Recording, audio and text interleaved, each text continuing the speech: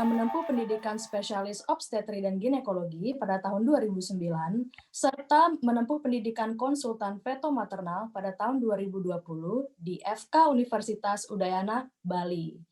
Dr. Astrid juga menjadi staf pengajar FKIK Unika Atmajaya dan juga menjadi kepala KSM Ilmu Kebidanan dan Kandungan di Rumah Sakit Atmajaya dari tahun 2016 hingga sekarang. Dr. Astrid juga pernah menjadi staf dokter spesialis obstetri dan ginekologi di RSIA Grand Family Jakarta dan RSIA Kasih Bunda Kediri.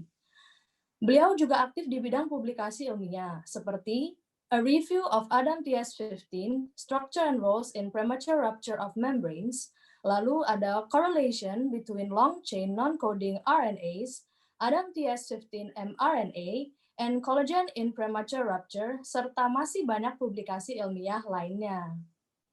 Waduh, keren banget nih. Sekarang kalau Dr. Siska Kuswidiati, spesialis mata Master of Science, beliau menempuh pendidikan di Unika Atmajaya juga nih, tahun 2006. Kemudian melanjutkan S2 dan PPDS-nya di Fakultas Kedokteran Universitas Gadjah Mada, Yogyakarta. Beliau sekarang ini bekerja sebagai staf pengajar dan kepala Departemen FKIK Unika Atmajaya, juga sebagai staf dokter KSM Ilmu Kesehatan Mata RS Atmajaya. Beliau juga berada di struktural RS Atmajaya. Beliau juga aktif di organisasi terkait seperti Perdami Jaya, ID Jakarta Timur, Atmajaya Community of Ophthalmology Program and Education, INA CRS, APA CRS, dan sebagai tim surveyor IPKI akreditasi RS Pendidikan. Keren-keren sekali ya narasumber kita pada hari ini. Pastinya sudah khatam banget nih di bidangnya masing-masing. Nah, sebelum kita mulai, mungkin bagi peserta yang kemarin sempat melihat postingan Sobat Matamu dan Uterus Edu, dan ada pertanyaan, atau misalkan nanti seiring dengan berjalannya sesi dengan narasumber kita pada hari ini, bisa langsung saja diketikkan di kolom chat ya. Jangan sampai terlewatkan kesempatan yang langka ini untuk bertanya pada ahlinya. Baik, sambil nunggu pertanyaan dari teman-teman nih, Cak. Mungkin menyambung kebingungan kita yang tadi nih. Sebenarnya perubahan mata pada ibu hamil itu ada apa aja sih, Dok? Selain mata kering, mungkin bisa dimulai dulu dengan Dr. Siska. Silahkan, Dok. Halo semuanya. Senang sekali bisa bergabung lagi di sini di Sobat Matamu. Sekarang kita ada teman baru ya di sini ya. Kita bisa berkolaborasi dan saya sangat senang sekali bisa berkolaborasi dengan Dr. Astrid. Bisa ketemu Dr. Astrid tanpa masker itu merupakan kangen kayaknya kita ya dok ya, tiap ketemu selalu pakai masker jadi nggak pernah lihat muka aslinya kayak gimana gitu.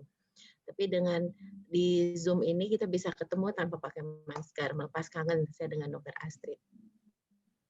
Oke, tadi ada beberapa pertanyaan sempat juga ya, ada obrolan saya dengar kok di masa kehamilan penglihatan bisa berubah ataupun bisa mengalami kekaburan. Ya, nanti mungkin mengenai patofisiologi dan fisiologi tentang kehamilan kita bisa dengarkan dari Dr. Astrid. Namun memang benar pada saat kehamilan itu ada perubahan dari seluruh tubuh. Ya, seluruh tubuh mengalami perubahan. Tidak terkecuali mata. Mata juga ada perubahan. Mulai dari yang paling depan, dari kornea bisa terjadi perubahan karena adanya retensi ataupun ada tahanan dari cairan sehingga bagian depan itu kornea. Kalau kornea itu kita ngebayangin seperti mangkok bening ya, mangkok bening di bagian mata kita yang paling depan. Jadi kalau misalnya kita ngaca dari samping kelihatan tuh mangkoknya ya. Yang orang bilang item-itemnya gitu. Padahal item-itemnya tuh bukan di situ. Item-itemnya tuh di baliknya gitu. Jadi itu mangkok bening yang bagian depan itu bisa berubah ya karena adanya tahanan dari cairan. Sehingga orang yang berkacamata itu merasakan kacamata saya nggak ada yang enak ya dok gitu. Saya punya banyak kacamata dan semuanya nggak enak. Ya memang demikian karena bisa terjadi perubahan refraksi. Jadi refraksi itu adalah perubahan dari kejernihan penglihatan karena adanya perubahan ukuran kacamata yang tidak pernah fix, yang selalu berubah-ubah. Nah biasanya memang kalau pada orang hamil saya tidak pernah kasih resep kacamata baru karena nanti berubah lagi ya. Dan biasanya ibu hamil bisa beradaptasi dengan adanya perubahan-perubahan asal mereka tahu bahwa perubahan ini adalah suatu hal yang wajar. Mereka akan berusaha beradaptasi. Lalu juga dengan biasanya kalau orang hamil itu matanya kelihatan lebih bengkak sedikit ya, kadang sulit membuka mata gitu ya. ya karena memang adanya tahanan cairan di situ.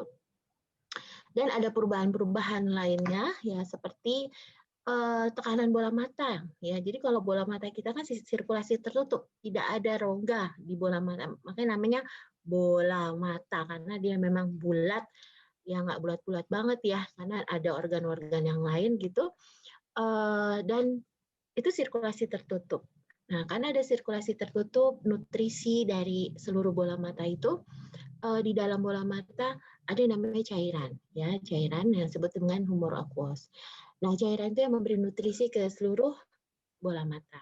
Nah, kadang cairan itu terlalu banyak, berkelimpahan. Bisa aja karena produksinya yang terlalu banyak atau gotnya yang mampet, ya, sehingga dia terbendung di situ. Yang akhirnya kita bisa kenal dengan yang namanya glaukoma. Mungkin pernah familiar dengan kata glaukoma ya. Karena pasien-pasien juga familiar, dok, saya ada glaukoma nggak nih dok? Gitu. Walaupun mereka belum tahu benar-benar apa sih definisi glaukoma itu ya. Nah, orang-orang yang sudah ada glaukoma, yang mengalami kehamilan, itu tiba-tiba tekanan bola mata bisa lebih rendah. Jadi, diuntungkan sekali kehamilan pada glaukoma, sehingga orang yang glaukoma pada kehamilan tidak diberikan obat tetes mata kalau tekanannya sudah normal, sudah baik. Nah, tadi itu sekilas untuk perubahan yang normal pada orang hamil ya. Tapi ada juga perubahan-perubahan yang bisa dikatakan patologis ya. Jadi perubahan yang tidak normal pada orang kehamilan yang memiliki penyakit bawaan. Mungkin sedikit dari saya itu, mungkin nanti kita bisa ngobrol-ngobrol lagi ya. Oke, baik Dokter Ciska, terima kasih untuk jawabannya. Jadi jika saya rangkum ya, tadi ada perubahan normal dan perubahan tidak normal pada mata saat kehamilan. Dan untuk perubahan normal sendiri, tadi kalau misalnya dijelaskan secara sistematis dari depan ke belakang, ada mulai dari kelopak mata, mengalami penurunan, misalnya karena pembekakan ada penumpakan cairan, dan juga dari kornea, karena juga akumulasi cairan, jadi ada perubahan refraksi yang berfluktuasi ya dokter ya, seperti itu. Dan juga dari sisi tekanan di dalam bola mata, misalnya pada orang yang mengalami glaukoma, mungkin bisa ada perubahan dari tekanan di dalam bola matanya. Nah, izinkan saya untuk bertanya berikutnya kepada Dokter Astrid, Dok. Mungkin bisa dijelaskan dari sisi Opsgyn ya dok ya, mengapa bisa terjadi perubahan-perubahan seperti itu. Dan apalagi tadi sempat disebutkan bahwa sebaiknya tidak menggunakan kacamata terlebih dahulu ya dok. Apakah apa yang terjadi gitu sampai ada perubahan yang berfluktuasi ini? Baik, silakan Dokter Astrid. Selamat pagi semua teman-teman, sejawat, adik-adik kelas, Ivana, Teresa, Dokter Siska. Ya senang sekali ya bisa ketemu hari ini ya tanpa masker ya. Biasanya kita ketemu udah pakai masker, pakai face shield, dan APD lengkap. Biasanya sampai ketemu di lift nggak kenal akhirnya. Oke. Hari ini saya akan melanjutkan apa yang dikatakan Dr. Siska. Dr. Siska tadi mengatakan banyak perubahan fisiologis dan patologis pada kehamilan. Kenapa hal itu dapat terjadi? Hal itu terjadi banyak kan karena fluktuatif dari perubahan hormonal, terutama progesteron ya, yang saya mau tekankan di sini adalah perubahan progesteron banyak sekali menyebabkan perubahan-perubahan fisiologis pada bagian mata.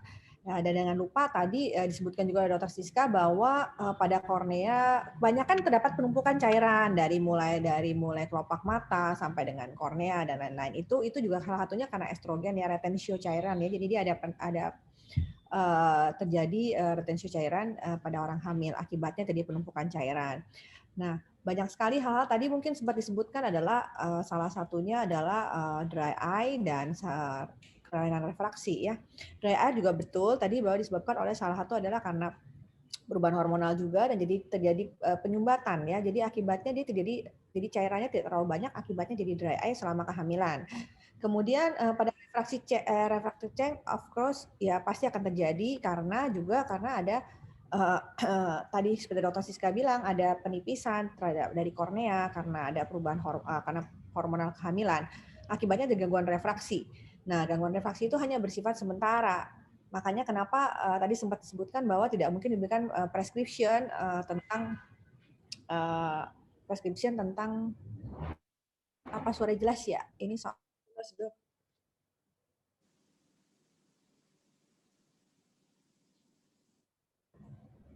Ya, cukup jelas ya Teresa ya. Soalnya signalnya hilang timbul.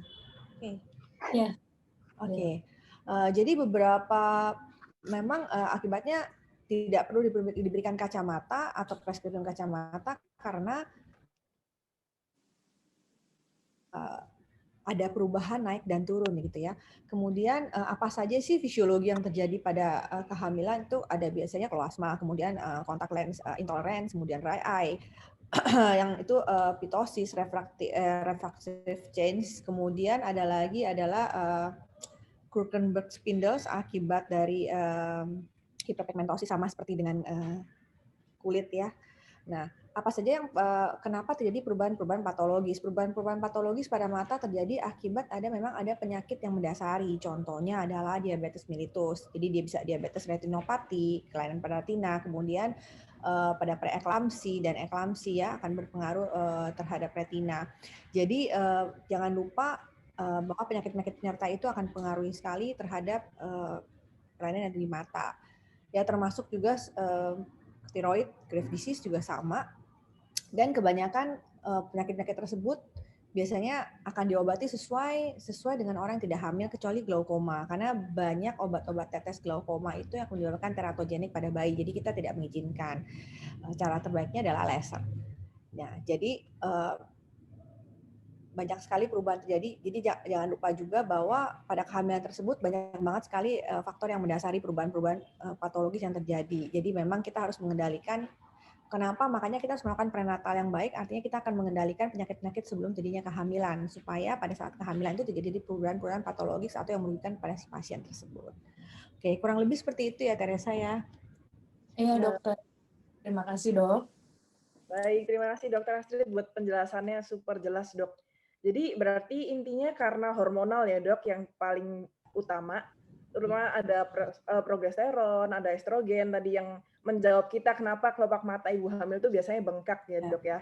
Karena estrogen yang retensi cairan ya dok. Ya. Kemudian ada juga underlying disease-nya yang bisa berubah juga saat kehamilan ya dok. Kalau boleh tahu nih dok, kan tadi karena hormonal waktu hamil aja nih dok, berarti seharusnya setelah lahiran postpartum kembali seperti awal ya dok. Kira-kira ada range waktu nggak dok setelah lahiran itu kapan dia fisiologis untuk kembali sampai normal dok?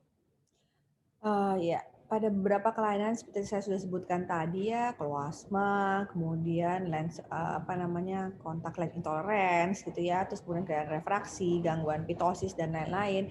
Itu memang seharusnya akan lebih normal pada saat terjadi postpartum gitu, atau beberapa saat setelah postpartum. Jadi perubahan-perubahan fisiologis itu akan kembali normal setelah postpartum. Ada yang setelah mungkin sekian bulan setelah postpartum, ada yang begitu postpartum dia langsung kembali lagi, dan beberapa kelainan juga akan mulai normally di saat trimester ketiga. Jadi seperti gangguan refraksi kadang-kadang trimester ketiga dia akan kembali normal gitu. Orang kan ngomong, iya gila, ini loh dok lensa, ini kacamata saya kayaknya saya tambah kabur atau saya tambah naik gitu loh.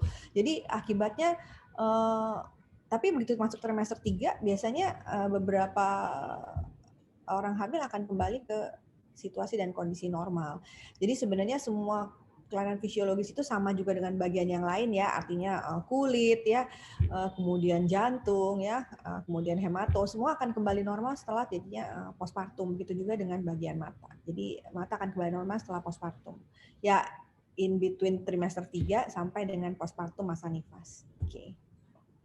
Oke, baik. Jadi jika disimpulkan seharusnya perubahan mata pada kehamilan itu membaik, beberapa perubahan itu membaik mulai pada trimester ketiga dan juga sebagian besar akan membaik setelah postpartum. Ya.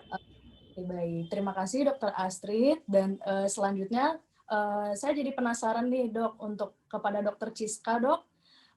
Kira-kira kalau misalnya terjadinya itu kebanyakan karena perubahan hormonal, berarti seharusnya setelah melahirkan semuanya kembali seperti semula, atau bahkan beberapa tadi kembali pada trimester ketiga. Nah, kalau misalnya tidak kembali normal nih dok, perubahan matanya setelah periode postpartum tersebut, bagaimana ya dok ya? Apa yang harus dilakukan? Boleh, Dokter Ciska? Baik, terima kasih Teresa. Jadi memang ada beberapa perubahan yang sifatnya temporer ya, tapi sangat sedikit sekali yang permanen. Yang temporer tadi sudah disebutkan oleh Dr. Astrid dengan sangat-sangat jelas ya. Kalau yang fisiologis maka dia akan kembali normal postpartum. Tapi yang patologis ya seperti pada eklamsi itu membutuhkan waktu beberapa saat yang mungkin tidak langsung postpartum dan perubahan matanya langsung baik, tapi membutuhkan waktu. Dari pengalaman bisa dari minggu sampai bulan. Bahkan ada yang sampai 3 bulan masih observasi karena penglihatannya tidak membaik secara signifikan. Lalu ada juga yang tadi disebutkan pembengkakan pada retina akibat dari kehamilan. Nah, itu bisa segera membaik dengan adanya postpartum. Lalu ada beberapa lagi seperti retinopati diabetes. Retinopati diabetes itu pada kehamilan tuh biasanya mengalami progresivitas ya. Nah, retinopati diabetes itu kalau misalnya dia punya kelainannya di retina. Jadi retina itu luas ya. Walaupun mata kita kecil, retina cukup luas. Dan retina itu seperti panel-panel listrik ya, panel-panel listrik. Nah, kalau di daerah yang pinggir, retina bagian yang pinggir, itu kalau dia mengalami kelainan, tidak akan mengganggu penglihatan secara signifikan. Tapi di bagian retina itu ada daerah yang sangat detail, sangat baik, dan sangat penglihatan yang sangat tajam, ya, yang namanya makula. Nah, si makula itu kita bahkan melihat titik di PowerPoint aja kelihatan saking detailnya gitu ya. Nah, kalau itu mengalami pembengkakan ya, bisa karena eklamsi, bisa juga karena memang pembengkakan karena faktor hormonal, itu akan mengalami gangguan penglihatan yang cukup signifikan. Nah, kalau pada yang pembengkakan karena faktor hormonal, begitu melahirkan dia akan kembali. Tapi kalau yang karena diabetes, itu biasanya dia bisa permanen. Sehingga tidak jarang orang-orang kehamilan pada yang diabetes ya, pada saat kehamilan mereka akan ngecek retina secara rutin. Kalau terjadi progresivitas, maka harus segera dilakukan tindakan. Tindakan yang paling sangat memungkinkan adalah di laser retinanya. Dilakukan laser, ya, jadi difokuskan. Jadi kalau retina itu di laser tujuannya adalah kita akan mengurangi kebutuhan supply dari oksigen maupun supply dari makanan untuk difokuskan ke daerah makula atau ke daerah sekitar dari makula yang sangat-sangat detail, sangat baik ini. Sehingga pada retinopati diabetes ya kita sebutnya itu harus memiliki perhatian yang sangat khusus pada saat kehamilan karena dia bisa mengalami progresivitas. Namun kalau untuk seperti eklamsi ya, eklamsi itu kadang tidak hanya di mata saja, bisa sampai ke oksipital. Jadi kita punya gardu ya, ibaratnya gardu listrik itu namanya oksipital. Nah, kalau di oksipital itu dia mengalami iskemik ya, itu bisa mengalami perbaikan sampai bulanan ya. Saya baca sampai 7 bulanan, tapi ada juga yang bisa kalau memang iskemiknya sangat berat, itu bisa sampai gangguan lapang pandang. Ya, gangguan lapang pandang yang setengah.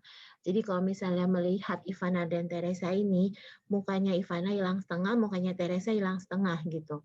Tapi saya bisa lihat detail hidungnya Ivana, mukanya Ivana saya bisa lihat detail, hanya gambarnya nggak full. Jadi itu khasnya lapang pandang yang di oksipital seperti itu. Hilang setengah, tapi penglihatannya masih bagus, penglihatannya detail. Jadi kadang orang itu ngeluhnya adalah, dok saya kalau baca atau saya lihat itu kayak nggak aneh gitu loh dok. Ngelihatnya sih jelas, cuman kayak nggak enak banget gitu. Pas kita cek penglihatannya sih bagus ya, bisa ngelihat detail. Tapi begitu kita cek lapang pandangnya hilang setengah. Jadi memang unik yang di oksipital itu cukup unik. Nah itu bisa menetap kalau memang ada gangguan neurologis yang lain, tapi bisa juga bisa membaik di atas 7 bulan. Jadi ada beberapa memang yang bisa membaik, tapi bisa juga yang malah terjadi progresivitas, terutama yang diabetes ya. Diabetes itu perlu perhatian yang sangat khusus karena memang pada retinopati diabetes kan masalahnya di pembuluh darah, namanya vaskulopati. Jadi vaskulopati itu pembuluh darahnya jadi abnormal gitu. Nah, yang hilang adalah perisit. Perisit itu kalau kita ngebayangin rumah, itu perisit adalah semen-semen di dinding rumah kita. Jadi kalau semennya hilang, kalau hujan, airnya masuk semua. Sama, kayak pembuluh darah. Kalau semennya di antara sel-sel itu hilang, maka terjadi tekanan hidrostatik yang lebih tinggi, dia akan bocor kemana-mana dan terjadi iskemik. Nah, jadi pada retinopati diabetes itu yang sangat-sangat penting. Kita harus waspadai, kita harus close follow up, supaya jangan sampai terjadi progresivitas, nggak tahu, dan tidak dilakukan tindakan yang untuk mencegah terjadinya progresivitas yang lebih buruk. Karena ujung-ujungnya adalah vision ya. Kita tuh kalau membahas mata tuh ujung-ujungnya adalah vision. Kita mencegah gangguan penglihatan yang berat sampai kebutaan. Begitu. Oke, baik. Jelas banget nih, Dok. Jadi intinya ada yang normal, perubahan normal, ada yang perubahan ini ya, Dok, patologis ya. Kalau misalkan normal, perubahan normal akan segera kembali, seharusnya kembali setelah postpartum ya, Dok ya. Sedangkan kalau patologis ada underlying disease-nya, itu bisa kembali, bisa enggak ya, Dok ya. Jadi kalau buat teman-teman nih, Dok, situasi yang seperti apa, misalnya terutama yang normal nih, Dok. Kalau misalkan nggak normal kan pasti sadar, oh saya nggak normal, saya perlu rutin kontrol tentang retinanya, begitu ya, Dok. Kalau misalkan di situasi yang normal, perubahan atau situasi seperti apa yang harus kontrol nih, Dok, ke dokter mata maupun ke dokter kandungan. Perubahan mata seperti apa yang kita harus datang ke dokter? Seperti itu. Baik. Jadi kalau misalnya, ini pertanyaan ke saya pas ke dokter Astrid. Bareng-bareng. Bareng-bareng. Dokter Astrid dulu kali ya, soalnya kan yang paling sering menghadapi pasien-pasien kehamilan. Silakan, Dok. Sebenarnya mungkin saya bisa sharing pengalaman sedikit ya. Sebenarnya actually saya jarang sekali menerima pasien dengan kelainan mata sih, Dokter Siska. Tapi yang paling sering mungkin buat saya adalah kelainan refraksi. Itu jadi pertanyaan sekali ya. Mungkin nanti akan jadi kita bahas juga di belakang ya, kenapa perubahan refraksi itu akan mempengaruhi gitu ya. Jadi pasien datang dengan, aduh saya miopia, saya minus nih, Dok, saya gini nih, Dok. Nah itu yang akan jadi permasalahan biasanya pada pasien hamil. Mereka akan bertanya seperti itu. Kalau yang lain-lain seperti dry eye atau mata bengkak atau yang lain-lain, mereka hampir ya secara pengalaman di lapangan gitu, saya jarang lah menemukan keluhan yang seperti itu. Yang paling banyak adalah refraksi. Jadi biasanya kalau pasien-pasien dengan keluhan gangguan refraksi gitu, saya akan mengkonsulkan pada bagian mata setelah kita akan menentukan apakah kita akan menterminasi apa tidak gitu ya, untuk menentukan. Nah biasanya saya akan refer ke bagian mata ke dokter Cika untuk mengevaluasi ya tepatnya ya, bagaimana retinanya, bagaimana korneanya dan lain-lainnya, apakah it is capable atau tidak. Kemudian yang kita akan rujuk lagi, yang saya akan konsultasikan lagi adalah dengan semua bagian-bagian penyerta, karena seperti diabetes mellitus disebutkan oleh Dr. Cika adalah kita harus sangat-sangat aware karena dia akan progresif sekali pada saat jadi kehamilan.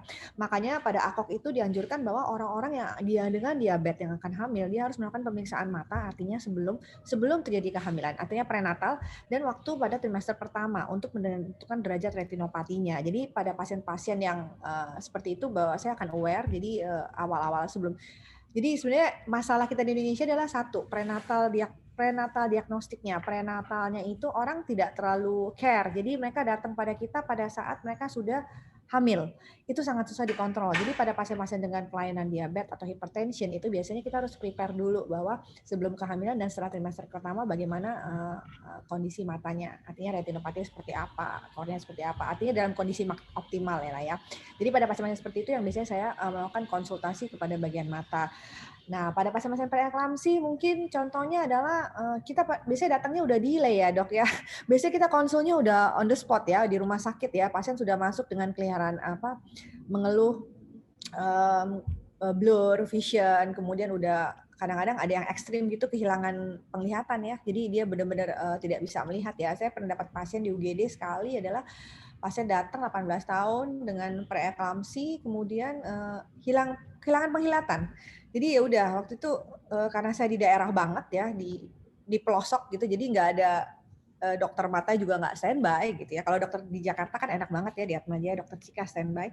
Jadi itu benar-benar nggak ada. Jadi saya pasrah aja. Tetapi setelah 2 hari postpartum recovery dia bisa kembali. Gitu. Karena tadi udah dijelaskan dokter Cika banyak ya bahwa preeklamsi memang jadi perubahan begitu. Mungkin dari saya bagian objin adalah saya akan mengkonsulkan pasien tersebut apabila saya mengetahui underlying disease-nya sebenarnya.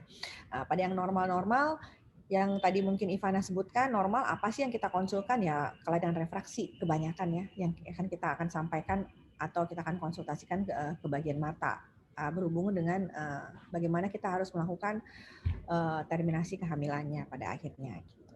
Mungkin kurang lebih seperti itu, Dokter Cika kalau dari saya. Mungkin Dokter Cika bisa melanjutkan. Ya, kalau yang tadi Dokter Astrid sampaikan itu benar ya. Jadi paling sering sih Dokter Astrid saya dapat konsultasi itu pada waktu eklamsi ya Dok ya. Itu memang urgent dan biasanya di bangsal ya ada gangguan penglihatan yang tiba-tiba ya mendadak tiba-tiba. Tapi memang dalam kondisi secara klinisnya dia memiliki eklamsi ya. Kadang pasiennya waktu diperiksa penglihatan kadang dalam kondisi yang sulit. Ya, kadang mungkin karena eklamsinya ya Dok ya. Udah delir juga ya, udah delirium juga, jadi nggak terlalu konsen juga dia. Oh, jadi pemeriksaan visusnya sulit ya kalau pada pasien eklamsi. Kita kalau pemeriksaan visus pasti kita tunda sampai pasiennya well dan bisa dibawa ke poli untuk kita bisa cek visusnya secara objektif. Yang biasanya kita lihat adalah di retinanya ya, retinanya kita lihat ada pembengkakan pada edema pada makula atau adanya kelainan-kelainan di retina yang kalau retina di bagian pinggir sih kita tidak terlalu concern, tapi di makula itu yang sangat concern karena di makula itulah yang pusat penglihatan yang paling detail paling bagus. Kalau untuk kelainan refraksi benar ya Dok ya, kalau kelainan refraksi itu memang berubah-ubah ya. Dan biasanya kita tidak akan berikan resep kacamata sampai pasiennya melahirkan. Karena nanti percuma, dia punya kacamata. Anggaplah dia sebulan sekali periksa, sebulan sekali ganti kacamata, ada 12 kacamata sampai dia melahirkan. 9 ya, 9 kacamata sampai dia melahirkan. Jadi banyak nanti kacamatanya. Kalau memang pasiennya butuh penglihatan sangat detail, sangat baik, paling ya itu juga dengan berat hati oke lah pakai kontak lensa karena kontak lensa itu kalau nggak dipakai bisa dibuang. Tapi kalau untuk kacamata itu sangat sayang karena itu akan berubah-ubah terus. Kontak lensa pun juga customize ya karena ada perubahan kornea itu juga kadang kontak lensa tidak pernah fit. Pasien tidak akan pernah nyaman dengan kontak lensa. Namun pada perjalanannya saya perhatikan ibu-ibu hamil ketika kita jelaskan bahwa ini gangguan refraksi karena kehamilan, mereka lebih menerima dan udah nggak banyak komplain gitu. Dia akan berusaha untuk menyesuaikan dengan kondisinya. Begitu Ivana, Teresa. Ya, baik, terima kasih kepada Dr. Astrid dan Dr. Ciska. Sangat membuka wawasan sekali ya. Jadi tadi mulai dari Dr. Astrid ditekankan mengenai screening prenatal. Jadi bisa periksa mata dulu seharusnya, periksa kondisi awal sebelum hamil. Tapi ternyata banyak pasien-pasien yang sudah datang dalam kondisi misalnya sudah eklamsi atau misalnya pandangannya sudah hilang semua, sudah hitam semua. Jadi begitu ya tadi jawaban dari pertanyaan gejala-gejala yang semestinya kami datang langsung ke rumah sakit itu seperti pandangan buram hingga kebutaan. Nah, tadi juga sempat disinggung tentang gimana sih kalau misalnya kelainan refraksi ditangani, tapi ternyata ditanganinya itu sebaiknya setelah selesai hamil, karena perubahan refraksi ini berubah-ubah selama kehamilan. Nah, mungkin saya ingin bertanya Dok untuk Dokter Ciska terlebih dahulu ya Dok ya, kalau misalkan perubahan mata lainnya seperti pembengkakan pada mata, dan juga misalnya dry eyes itu bagaimana ya Dok ya tata laksana yang bisa dilakukan mulai dari di rumah dan juga gambaran tata laksana kalau misalnya pasien datang ke rumah sakit itu seperti apa pengobatannya? Boleh Dok? Oke. Jadi kalau yang dry eyes ya, kalau bengkak mata kan memang dalam proses kehamilan demikian ya. Adanya retensi cairan jadi kelihatannya bengkak ya itu biasanya dikompres supaya pasien merasa lebih nyaman. Namun kalau untuk dry eyes memang tidak ada obat yang artificial tears yang membahayakan untuk janin. Jadi cukup aman obat-obat yang untuk artificial tears. Jadi untuk yang artificial tears itu dia memiliki efek melembabkan mata terutama di permukaan mata. Nah, dry eye itu juga berkontribusi ya dengan adanya gangguan penglihatan yang temporer. Jadi kalau misalnya pada orang yang dry eye, dia akan cenderung akan mengedip-ngedipkan mata berulang-ulang. Karena penglihatannya kadang temporer hilang atau temporer nggak jelas, jadi dia ngedip-ngedipin mata supaya melihatnya lebih jelas gitu. Nah, itu salah satu contoh dari dry eyes. Yang kedua ya memang gatal, tidak seperti kayak kulit ya, kulit juga gitu ya. Kalau apalagi sekarang kita kan pakai hand sanitizer terus nih, pakai alkohol terus. Jadi kulit kita kan jadi kering, jadi gatal ya. Sama mata kita kalau kering ya jadi gatal. Jadi ada gangguan penglihatan temporer, lalu matanya jadi merah, tentu nggak nyaman. Apalagi kalau misalnya ibu hamil yang produktif dan banyak bekerja menggunakan gawai atau banyak menggunakan komputer, itu lebih nggak nyaman lagi karena refleks berkedipnya juga mulai berkurang ya. Karena asik kita melihat komputer, kayak saya ini misalnya zooming begini kan ngeliatin Teresa Ivana kadang lupa berkedip juga gitu ya. Itu juga membuat mata jadi kering gitu. Jadi faktor eksternal, faktor internal kontribusi terjadinya dry eye. Tapi sejauh yang saya tahu, obat-obat yang artificial tears tidak ada yang berbahaya untuk janin maupun untuk kehamilan. Semua obatnya soft karena itu sifatnya hanya seperti pelembab aja ya, pelembab untuk permukaan mata kita. Begitu. Oke, baik. Terima kasih, Dok. Jadi untuk dry eye, artificial tears aman ya, Dok ya? Kalau misalkan dia ada underlying disease, misalkan glaukoma nih, Dok, kan dia memang rutin pakai obat tetes mata untuk glaukomanya, misalnya timolol atau gimana dan sebagainya, Dok. Itu kira-kira obat-obat apa aja, Dok, yang dilarang waktu kehamilan, Dok? Misalnya dia memang udah pakai lama, terus dia hamil, apa yang harus dihentikan atau dikurangi seperti itu, Dok? Bagaimana? Saya pernah menjumpai beberapa pasien glaukoma yang lagi hamil ya. Biasanya kan usianya sekitar 30 sampai 40-an. Nah, itu ketika mereka datang yang biasanya tekanannya di atas 20 dengan obat yang misalnya di atas 20, waktu itu ada pasien yang 27, 30 ya, 25. Tentu dengan obat-obatan untuk menurunkan tekanan bola mata. Ketika kontrol itu bisa di bawah 20. Jadi memang hamil ini membawa berkah untuk orang-orang yang glaukoma. Karena tekanan bola matanya bisa turun sehingga tidak perlu obat. Ya memang Tuhan luar biasa lah dengan cara uniknya Tuhan ya. Karena semua obat-obatnya itu berbahaya, bisa dia itu tekanan bola matanya bisa turun. Tapi ada juga yang, tapi ini di luar dari pengalaman saya ya, ada juga yang tekanan bola matanya tetap di atas 21 sehingga membutuhkan obat tetes mata untuk menurunkan tekanan bola matanya. Nah, itu ada namanya brimonidin. Sayang di Indonesia masih off label, masih belum bisa masuk. Brimonidin itu hanya ada di Asia Tenggara dan seluruh dunia ada, kecuali Indonesia kayaknya. Ya, nama obatnya adalah, saya nggak bisa sebutkan, nanti dikira di endorse. Tapi itu ada obatnya, brimonidin. Sayangnya yang beredar di Indonesia, yang sudah bisa beredar, itu kombinasi brimonidin dengan brinzolamid, dengan yang lain. Sehingga tidak bisa digunakan untuk ibu-ibu hamil. Gitu. Nah, memang ada beberapa trik ya untuk obat-obat yang nggak bisa masuk di Indonesia, bisa aja titip dengan saudara, teman yang lagi luar negeri bisa titip, mereka bisa beli. Ada negara-negara yang cukup bebas untuk beli obat itu. Walaupun negara lain ada yang strict ya, harus pakai resep dokter dan lain-lain. Ya ini tips aja.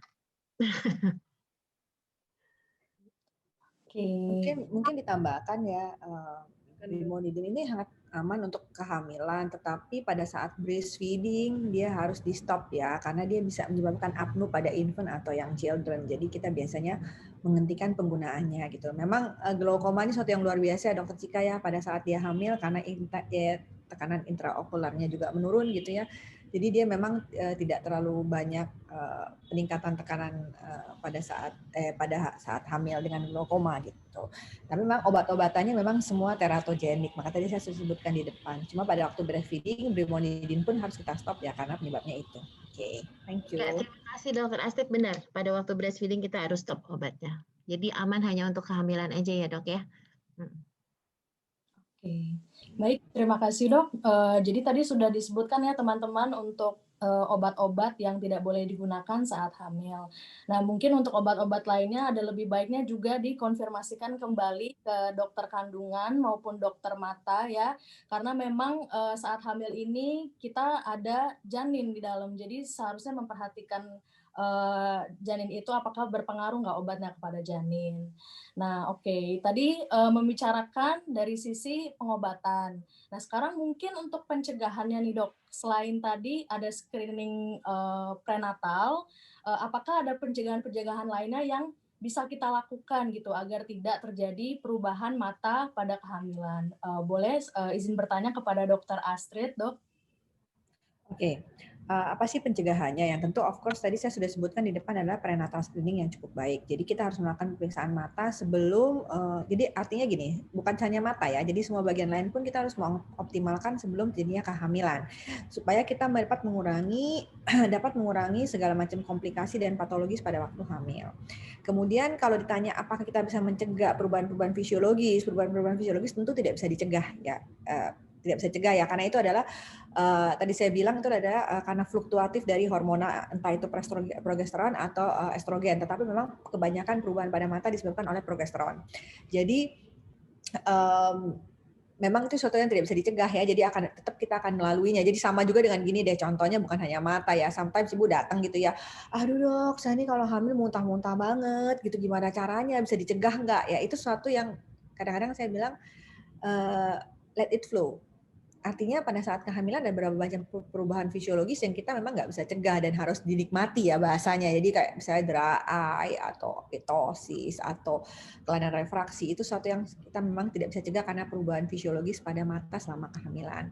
Kemudian untuk perubahan-perubahan patologis, apa yang kita bisa lakukan? Ya tadi mungkin saya akan tekankan lagi adalah prenatal screening gitu ya, seperti hipertensi yang terkontrol, diabetes yang terkontrol gitu. Bukan berarti mereka tidak boleh hamil, boleh banget, tapi sebelum kehamilan terjadi itu adalah harus dikontrol lebih dahulu dan dalam kondisi optimal sehingga pada saat terjadi kehamilan tidak terjadi kejadian patologis yang sangat sama-sama tidak kita inginkan gitu ya. Tapi ada beberapa memang seperti underlying disease-nya itu kita agak sulit ya untuk melakukan pencegahan. Seperti contohnya adalah gangguan gland pituitary itu susah banget gitu ya, kita angkat deteksi pada di awal-awal kadang-kadang jadi pada saat kehamilan, dan kemudian tumor seperti antifosfolipid syndrome atau yang lain-lain itu biasanya kita akan sadari pada saat jadi kehamilan gitu. Jadi memang ada beberapa hal yang kita tidak bisa melakukan pencegahan di depan, tetapi mungkin dengan prenatal yang baik dan screening yang baik di depan. Bukan prenatal juga ya, sebenarnya premarital ya. Ya, cuma premarital itu menjadi kontroversi, agak melenceng sedikit mungkin karena ini kan anak-anak muda yang nantinya akan ujung-ujungnya juga akan nikah gitu. Jadi premarital juga sesuatu yang sangat kontroversial. Bukan kontroversial, tetapi apakah orang siap komitmen dengan pemeriksaan premarital dan prenatal tersebut gitu loh. Misalnya ketahuan kalau ada kelainan yang tidak bisa. Contohnya simpel ya, talasemia mayor, talasemia minor gitu. Apakah siap gitu setelah premarital nggak jadi kawin deh soalnya kamu ada kelainan ini gitu. Itu something yang juga secara ini juga nggak mungkin, tapi itu adalah sesuatu yang better yang harus dikerjakan gitu loh. Jadi ada diabetes, ada hipertensi, jadi semua ketahui gitu loh pasangannya seperti apa gitu loh, harus menerima satu sama lain. Jadi memang premarital juga salah satu yang penting untuk pencegahan kejadian patologis pada kehamilan. Ya mungkin satu yang ya nggak bisa diterima juga ya, mau dicek apa enggak ya tetap kawin gitu maksudnya. Tapi kan ada beberapa hal kan, ya contohnya kayak talasemia itu kan ya sekarang kita sedang ya heboh-hebohin talasemia kan salah satunya karena premarital juga gitu ya. Mungkin saya harapkan dengan banyaknya kejadian dan kita belajar bahwa premarital dan prenatal screening itu adalah satu yang sangat penting untuk pencegahan patologi pada kehamilan. Oke, Teresa. Baik, mungkin Dr. Siska ingin menambahkan? Ya, memang cukup unik ya. Ada yang namanya premarital. Ya, memang itu penting sekali ya. Kalau memang udah keskip premaritalnya, udah terlanjur cinta, yang penting prenatal ya dok ya. Itulah kalau udah penting cinta itu yang susah sih. Ya, love is blind gitu, udahlah terima aja. Nanti masalah belakang. Ya, nanti belakangnya itu adalah prenatal, bener ya dok ya, prenatal. Ya, betul. Ya. Terutama untuk penyakit kronis yang tadi udah disebutkan dokter Astrid dengan sangat jelas ya, seperti diabetes, tiroid ya dok ya, itu juga penting. Lalu sebetulnya ada satu lagi sih yang penting juga adalah infeksi intrauterin ya dok ya, sebelum kehamilan harus diatasi seperti toksoplasma, rubella, dan lain sebagainya. Itu yang perlu di screening. Oh iya, betul. Itu juga tidak disebutkan. Karena itu berefek mungkin untuk ibu toksoplasma bisa ada efeknya karena toksoplasma dia kan stay di makula ya. Kadang itu membuat inflamasi, infeksi, dan adanya penglihatan yang hilang secara permanen. Tapi yang paling penting rubella dan lain-lainnya ke bayinya. Ya, bayinya. Kalau di mata sih yang paling sering kita jumpai adalah katarak kongenital. Sama di Majalaya kayak saya belum menjumpai ya, tapi kalau di rumah sakit umum besar itu sering kita jumpai katarak kongenital yang disebabkan karena infeksi intrauterin. Saya udah banyak sih dok, ada beberapa kasus ketemu katarak kongenital memang bayinya karena rubella sih ya, betul. Jadi beberapa kali saya udah ketemu kira-kira ada 9 pasien yang katarak kongenital karena rubella, dan memang itu sesuatu yang kita nggak bisa cegah juga ya dok. Dia datang udah dengan rubella dan itu bukan suatu yang indikasi terminasi juga gitu, tapi akhirnya, dan saya pernah menemukan satu, dia bukan hanya katarak kongenital tetapi dia juga akhirnya tidak bisa mendengar juga dengan baik. Jadi anaknya itu double. Jadi dua kelainan bahaya rubella pada janin tuh pasien ini dapat. Dan kebetulan orang tuanya dokter. Itu juga sulit jelasinnya ya. Artinya di awal itu kita jelaskan bagaimana dia bisa jadi katarak dan gangguan pendengaran gitu. Saya udah pernah lihat sih dok. Tapi di Jakarta ini belum loh dok. Di Atmajaya juga belum loh. Ini tuh dok, karena premarital dan prenatalnya jalan. Kota besar orang udah aware kali ya. Jadi sebelum I wish. Betul. Ya, kalau rubella sindrom itu kan memang kemana-mana ya dok ya, karena secara organ dia jadi tidak berkembang karena dirusak dengan adanya si rubella itu, jadi deafness, gangguan penglihatan karena katarak, gangguan jantung dan lain sebagainya ya. Makanya penting tuh vaksin tuh, jangan lupa vaksin MMR ya. Ya betul. Oke, baik, terima kasih Dokter Siska dan Dokter Astrid, penjelasannya sangat jelas sekali dok, sangat membuka wawasan. Nah, tadi udah dijelasin nih teman-teman, udah disodorin nih daging-dagingnya doang, dari fisiologi, dari patologi, perubahan patologisnya, kenapa bisa begitu, terus indikasi-indikasi kapan harus ke dokter kalau misalkan ada perubahan mata, dari sampai pengobatan, sampai pencegahan juga udah dijelasin nih. Nah, daripada kita berdua nih, saya sama Teresa terus yang tanya, sekarang kita buka pertanyaan buat teman-teman yang ingin bertanya, dipersilahkan buat ini ya, menulis di kolom chat. Kita lihat dulu, mungkin ada yang mudah bertanya.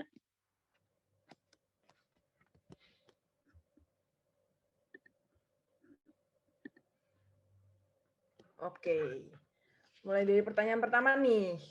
Apakah perubahan mata ini bisa berulang pada kehamilan berikutnya, dok? Mungkin Dokter Astrid dulu mungkin. Oke. Seperti tadi saya sebutkan, perubahan-perubahan fisiologis itu tidak bisa dihindari ya pada saat kehamilan. Cuma mungkin yang tidak sama adalah tidak semua kehamilan akan sama persis banget. Jadi misalnya kehamilan yang ini dry eye, kehamilan berikutnya dry eye, mungkin nggak ada yang spesifik sama. Jadi mungkin kehamilan yang ini kelainannya apa, kehamilan ini perubahan fisiologisnya apa, semua akan terjadi. Cuma gejala yang dialami oleh pasien itu tidak selalu sama gitu. Ada pasien yang bebel, namanya bebel ya, bebel itu nggak ada perubahan dok, sama aja gitu. Padahal perubahan fisiologis itu tetap akan terjadi gitu pada kehamilan gitu. Cuma dia nggak merasakan ada sesuatu yang mengganggu gitu. Jadi kalau dibilang apakah akan berulang, pasti akan berulang. Karena itu adalah perubahan fisiologi yang tidak bisa kita hindari. Tadi saya bilang tidak ada satupun pencegahan bagaimana cara supaya kita mencegah perubahan fisiologis tersebut. Namanya juga perubahan fisiologis. Berarti dia akan terjadi pada setiap kehamilan.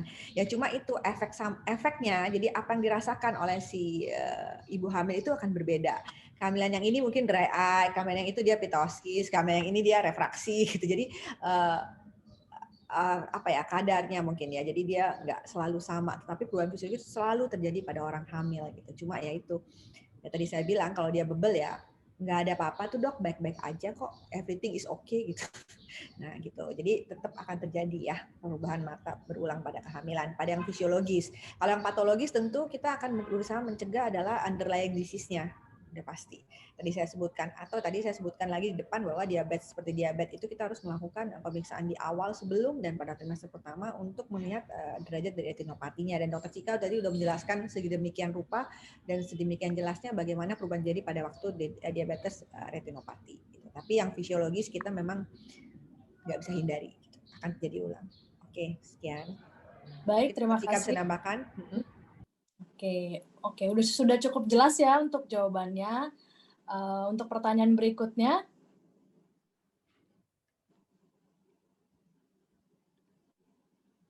oke, ini ada pertanyaan dok mengenai penanganan glaukoma open angle pada kehamilan yang biasanya memakai timolol eye drop. Sedangkan beta blocker untuk anti glaukoma agent menjadi kategori C pada pregnancy. Apakah ada solusi untuk penanganan open atau close angle glaukoma yang non teratogenik dan aman yang dapat diberikan oleh kami sebagai dokter umum? Mungkin untuk dokter Ciska bisa menjawab pertanyaan yang kedua ini, dok. Ya, tadi kita udah diskusi ya tentang ini. Jadi obat yang paling aman satu-satunya one and only yang saat ini ada di dunia adalah brimonidin. Kalau yang lainnya memang teratogenik. Dan tadi disampaikan juga, saya diingatkan dokter Astri juga, makasih dok, kalau memang brimonidin ini hanya sampai masa kehamilan, begitu breastfeeding udah harus di stop. Ya, harus di stop karena ini juga punya efek ke bayinya. Jadi ya memang kalau di Indonesia belum ada, tapi di luar negeri ada gitu. Di Indonesia belum masuk. Yang sudah masuk brimonidin dikombin dengan yang lain gitu. Nah, yang dikombin dengan yang lain ini kombinasinya yang nggak boleh begitu. Oke, baik. Tadi udah ada penjelasan dikit di dalam ya dok ya. Kalau brimonidin bisa digunakan, tapi belum masuk ke Indonesia. Yang masuk di Indonesia udah kombinasi sama brinzolamid. Jadi nggak bisa dipakai. Iya, jadi nggak bisa dipakai. Kombinasinya yang nggak boleh. Tapi brimonidin alone itu boleh dipakai. Ya mudah-mudahan ya, karena kebutuhan mudah-mudahan nanti bisa masuk Indonesia. Amin. Kita lanjutkan ya dok ya ke pertanyaan selanjutnya. Jadi yang pertanyaan ke selanjutnya bagi ibu hamil yang memang sudah mengalami miopia tinggi, yang pernah saya baca dulu ibu hamil yang mengalami miopia tinggi itu tidak disarankan untuk menjalani persalinan pervaginam karena ditakutkan terjadi retinal detachment. Namun kemarin sempat membaca juga bahwa high miopia bukan kontraindikasi dari dilakukannya persalinan pervaginam, dok. Pada kenyataannya, dokter, pertimbangan-pertimbangan apa saja yang dokter bisa jadikan acuan kapan ibu hamil dengan high miopia boleh dilahirkan pervaginam atau lebih SC saja, dok? Silahkan mungkin dijawab keduanya dari dokter Astrid dulu mungkin. Oke, mungkin saya dulu ya dok, nanti dokter Cika tambahin. Jadi kalau memang sebenarnya dari kita dari Obgyn gitu kita sebenarnya tidak ada indikasi untuk melakukan seksi surgery pada pasien miopia gitu loh. Nah, yang saya nggak ngerti itu yang dari dulu sampai sekarang terjadi adalah setiap kali ada orang datang dengan miopia tinggi pasti ngomongnya, oh ini mesti dioperasi Bu karena ini miopia nanti ya tadi seperti ini persis gitu, nanti retina detachment copot nanti jadi buta jadi apa gitu ya, karena ngeden karena apa gitu ya.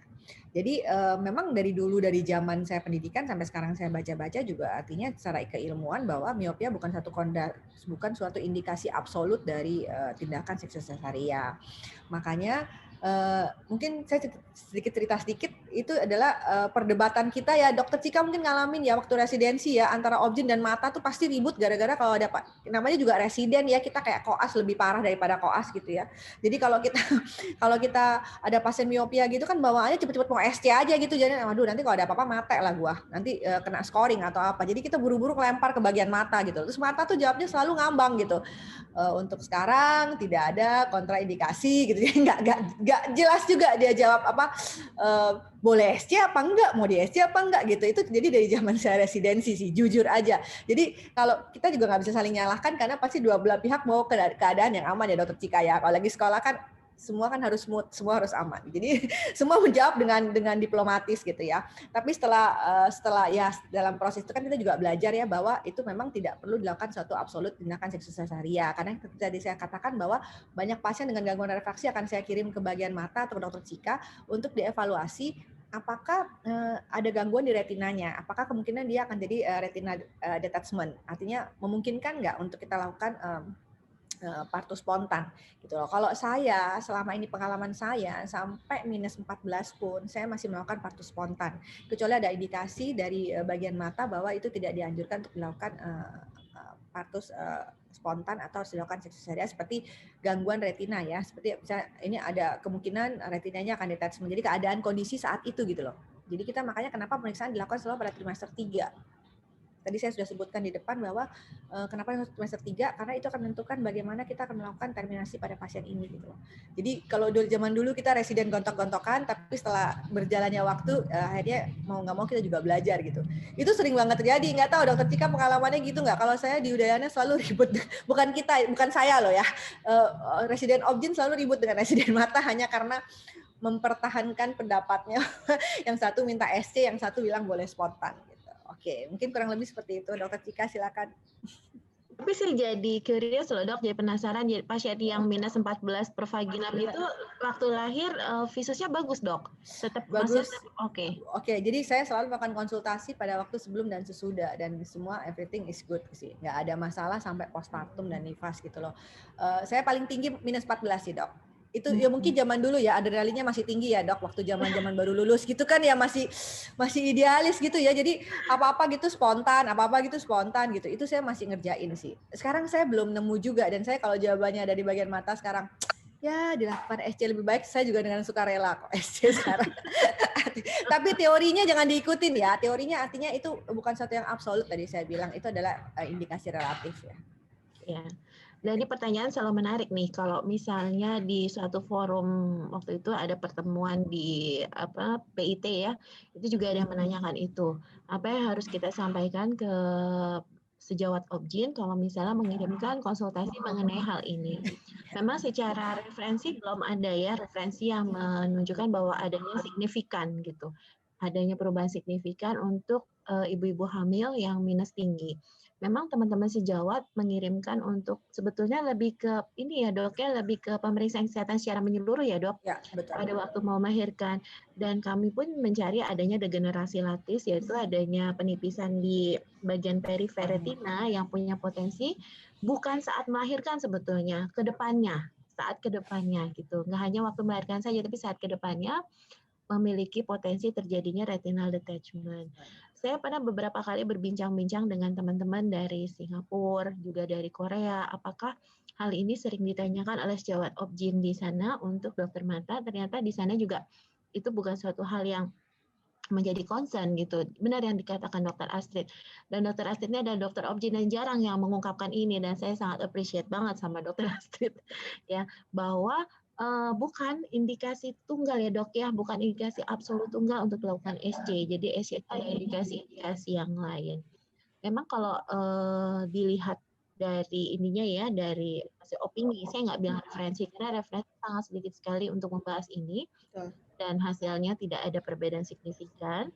Jadi memang orang yang memiliki high myopia dengan orang yang tidak memiliki myopia memiliki resiko yang sama terjadinya retinal detachment. Jadi yang mau saya sampaikan adalah very high myopia bukan suatu hal yang menjadi concern untuk dilakukan tindakan karena untuk ablasi retina.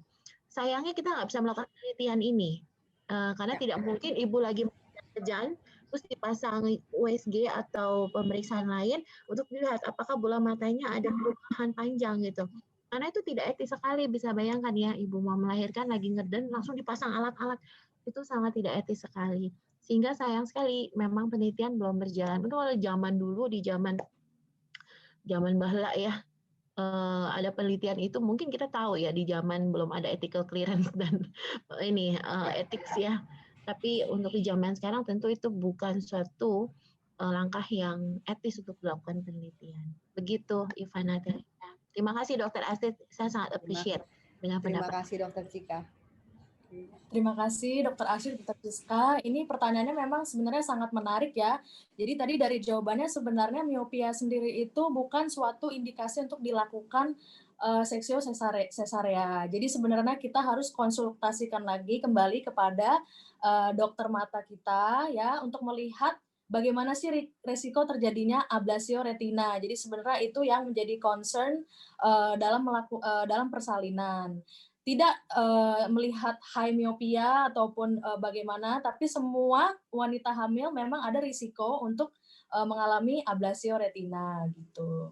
Oke, untuk pertanyaan selanjutnya, Oke, apakah boleh melakukan LASIK selama kehamilan? Mungkin tadi sudah sempat disinggungkan ya dok ya, kalau misalnya selama kehamilan itu perubahannya itu fluktuatif ya dok ya. Bagaimana dok? Mungkin ada tambahan lagi untuk pertanyaan ini, Dokter Ciska? Ya, tentu jangan. Ya, kacamata aja kita nggak boleh gitu ya, apalagi LASIK. Karena LASIK itu sifatnya permanen ya. Tindakan yang invasif memiliki resiko, ada resikonya ya, walaupun resikonya rentangnya dari mulai yang paling ringan sampai yang berat juga bisa terjadi. Ditambah lagi dengan adanya penglihatan yang fluktuatif, tentu tidak boleh gitu. Ya. Nah, jadi sebelum LASIK untuk ibu-ibu yang sudah menikah ya, coba cek dulu kehamilan. Ya, cek kehamilan apakah hamil atau tidak karena ada perubahan ya. Dan yang kedua, kalau memang menggunakan kacamata ada perubahan penglihatan ya baiknya dicek dulu aja perubahannya seperti apa. Lalu apakah itu terus-menerus continuous. Itu kan tanda-tanda tadi ya, perubahan penglihatan karena kehamilan. Tentu ini tidak, jawabannya tidak. Oke, baik. Jadi jangan ya dok ya, jangan dilaksik karena memang selama kehamilan itu juga berubah-ubah ya dok ya. Mungkin dari dokter Astrid ada tambahan sedikit mungkin dok mengenai ini? Mungkin saya kurang lebih sama ya, karena memang kan itu tadi gangguan refraksi kan bisa berubah-ubah. Jadi kalau jangan dilasik ya. Nanti kalau dia dilasik, taunya dia berubah normal gitu kan. Jadi memang lebih baik tidak dilakukan lasik ya pada orang hamil. Sangat jelas ya. Kita lanjut ke pertanyaan selanjutnya. Pertanyaan selanjutnya, apakah ada suplementasi khusus yang dapat dikonsumsi untuk mencegah perubahan mata pada kehamilan, dok? Boleh silahkan dokter Astrid dulu mungkin ya, dok. Silakan, dok. Ini suplementasi berarti ya vitamin atau yang lain-lain ya. Cuma kalau untuk perubahan fisiologis seperti tadi saya sebutkan lagi, memang tidak akan terlalu banyak membantu ya, karena itu akan terjadi dengan fluktuatif hormonal estrogen dan progesteron. Nah, kita kan nggak mungkin berikan suatu suplemen untuk mengganti fluktuatif karena dia akan berpengaruh pada kehamilan gitu ya. Kalau dibilang suplemen ya pasti kalau dari saya sih ya vitamin multivitamin yang ada di vitamin yang sekarang ada di obat-obat vitamin untuk orang hamil, salah satunya pasti oke, katakan kita berikan vitamin A juga ada dosis tertentu untuk orang hamil karena juga kalau kebanyakan juga dia teratogenik gitu. Jadi memang sangat hati-hati kita dalam pemberian suplemen. Cuma memang kepada orang hamil lagi balik lagi ya kalau perubahan fisiologis itu agak susah kita intervensi, betul. Karena tidak mungkin kita mengajukan intervensi terhadap fluktuatif dari estrogen dan progesteron.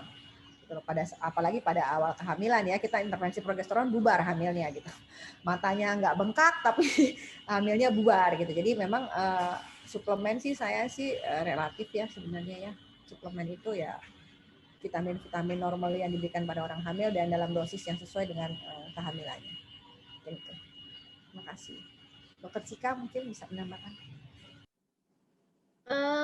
Suplemen pasti tujuannya bukan untuk mencegah perubahan ya dok ya, karena perubahan itu kan secara natural tadi kita udah mendengarkan dokter Astrid masalah hormonal gitu. Jadi memang suplemen lebih ke, namanya juga suplemen adalah tambahan vitamin untuk lebih ke kesehatan secara menyeluruh baik ibu maupun bayinya. Begitu ya dokter Astrid ya? Ya kurang lebih seperti itu. Baik, Dokter Asi, Dokter Ciska, terima kasih untuk jawabannya. Jadi sebenarnya suplemen itu nggak ada yang spesifik menargetkan untuk mata ya, tapi memang untuk kesehatan ibu hamil secara keseluruhan. Oke.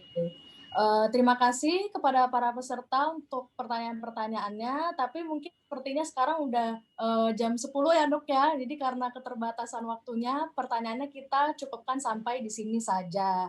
Nah mungkin untuk teman-teman yang memiliki pertanyaan lain, boleh silakan langsung di DM ke Instagram Sobat Matamu atau Instagram uterus_edu.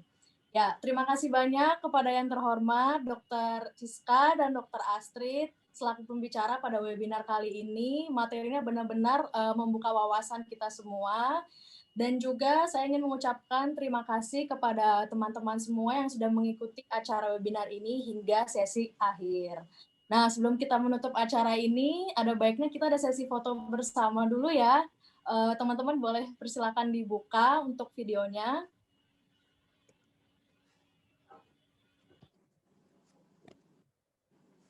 Baik, sudah siap semuanya ya.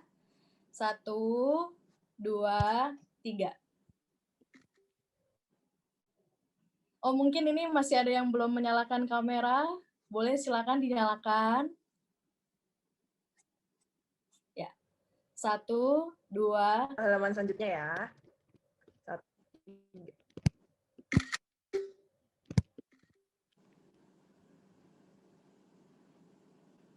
Oke, baik, sudah cukup. Nantikan webinar selanjutnya ya bersama Sobat Matamu ataupun Uterus_Edu. Terima kasih semuanya. Sampai jumpa. Terima kasih Terima Dokter. terima kasih Dokter Siska, terima kasih semua, Teresa, Ipana. Iya, Dok. Terima kasih. Terima kasih, nice discussion. Terima kasih Dok.